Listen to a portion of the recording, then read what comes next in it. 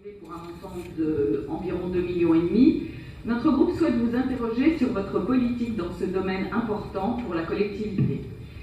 Si je regarde les chiffres du BP 2015, la métropole a prévu de distribuer environ 50 millions d'euros de subventions à des associations de droit privé, sans compter les 8,7 millions à des organismes publics. Nous attendons donc de connaître votre méthodologie pour fixer la répartition de ces sommes. Alors nous avons bien compris qu'il fallait attendre 2016 pour que la lumière soit révélée, mais d'ici là, pour qu'elle le soit, il y a du travail. Et nous sommes assez dubitatifs sur la manière de le conduire.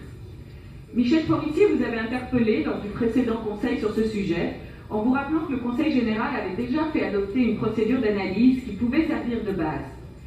Nous attendions donc beaucoup de la commission métropole du 30 avril dernier traitant du thème suivant, subventions et vie associative. Mais nous avons été assez déçus. La discussion, comme souvent, n'a tourné que sur une part infime du sujet.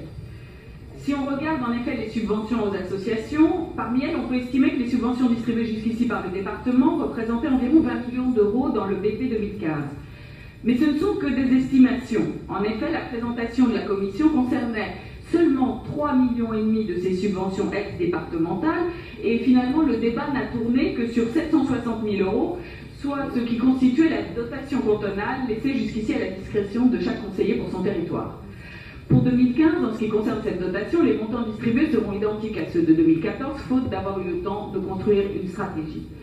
Plusieurs élus de tous bords ont exprimé la nécessité d'une consultation des maires des communes concernées pour éviter la distribution de subventions inutiles ou en détecter d'autres, nouvelles, indispensables. Les besoins évoluant d'une année sur l'autre et les associations concernées changeant presque chaque année. L'idée était de ne pas perdre un exercice dans le soutien à la vie associative, surtout pour les petites associations, et d'être pertinent dans les choix qui sont faits. Le montant de cette dotation est ensuite destiné, à partir de 2016, très logiquement, à être réintégré dans une politique globale de subvention dont il faudra définir les critères, ainsi que pour les 49 autres millions que j'évoquais en introduction. Il est nécessaire de garder pour ces subventions, comme pour d'autres sujets, un volet de proximité qui pourrait être les conférences territoriales des maires. Les maires sont souvent les premiers consultés par les associations et ils connaissent leur tissu associatif. Leur avis sera utile à la prise de décision métropolitaine. C'est un sujet de plus pour la construction du pacte métropolitain. Mais pour l'instant, ce n'est vraiment pas l'esprit de votre organisation.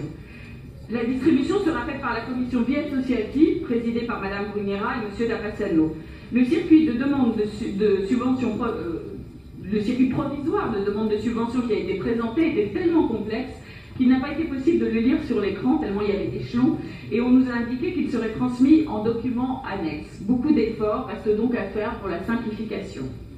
Alors si la commission vie associative a un rôle à jouer dans cette période de rigueur budgétaire, plutôt que de fixer des enveloppes, ce serait plutôt de faire un travail de simplification administrative, y compris en partenariat avec d'autres collectivités, de favoriser la mutualisation de certaines associations, de certaines actions associatives, notamment dans le processus de demande de subvention.